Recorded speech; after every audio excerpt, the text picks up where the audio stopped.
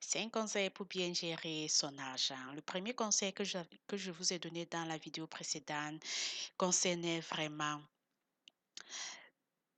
nous rappeler qu'il faut apprendre à être content de ce qu'on a, apprendre vraiment à se concentrer sur ce qu'on a, apprendre à dépenser juste son propre argent et éviter les dettes.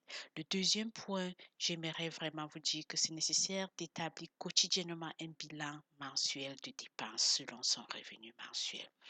Pourquoi est-ce qu'il faut établir ce bilan mensuel? Cela nous épargne vraiment beaucoup de mots. Lorsque vous établissez un bilan mensuel des dépenses quotidiennes, alors vous pouvez avoir déjà un aperçu sur vos dépenses, un aperçu sur vos soldes, un aperçu vraiment sur vos revenus. Et cela vous épargnera vraiment à vous endetter à la longue. Le troisième point que j'aimerais parler, j'aimerais vraiment vous dire aussi que c'est tellement nécessaire de planifier ses dépenses. Nous savions que beaucoup de gens sont vraiment endettés parce qu'ils n'arrivent pas vraiment à planifier leurs dépenses. Ils dépensent plus que ce qu'ils ne gagnent. Alors, c'est nécessaire de planifier les dépenses. C'est nécessaire aussi d'épargner.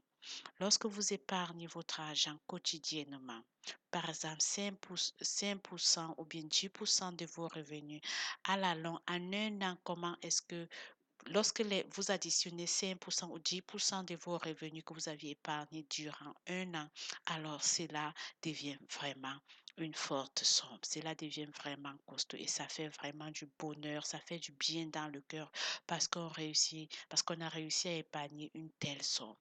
Et lorsqu'on épargne une telle somme, ce n'est pas pour l'épargner pour toujours, mais c'est aussi une- pour prendre une partie de cette épargne et investir dans certains domaines. Car comme la Bible nous enseigne, il ne faudrait pas seulement qu'on se concentre sur une seule affaire, mais c'est nécessaire de se concentrer sur plusieurs, d'avoir plusieurs revenus, comme la Bible nous le dit.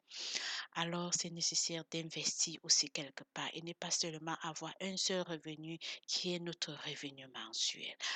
Faisons des affaires aussi de côté en dehors de notre revenu mensuel. Que le Seigneur vraiment nous bénisse et qu'il nous éclaire, nous illumine chaque fois pour que nous puissions vraiment ouvrir les yeux sur notre héritage qu'il nous a laissé et que nous puissions vraiment être des bons gestionnaires de notre héritage. Passez une merveilleuse journée dans la paix du Christ.